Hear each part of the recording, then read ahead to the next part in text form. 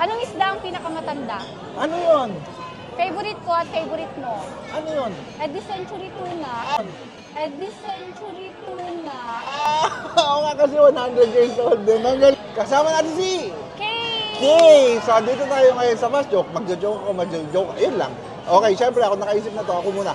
Okay. Ano ang isda na hindi nababasa? Ano pa, Eddie Tuyo? Kanon. Okay. Ako naman.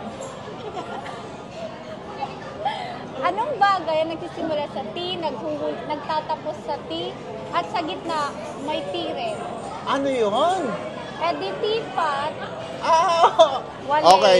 Ano ang isda na hindi tumatanda? Ano? Lalaki na matanda. Ano pa, Eddie Old Fish? Ikaw naman. Anong isda ang pinakamatanda? Ano yun? Favorite ko at favorite mo? Ano yun? Eddie Century Tuna.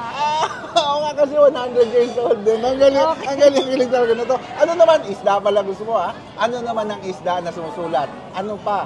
Edila, fish, Yung pala yun. walay. Walay pa rin? Walay pa rin guys? Okay, ikaw naman. Anong isda ang pwedeng gawing dessert? Ano yun? Eddie Balyema. Balye. Yeah. Okay, yun lang and bye!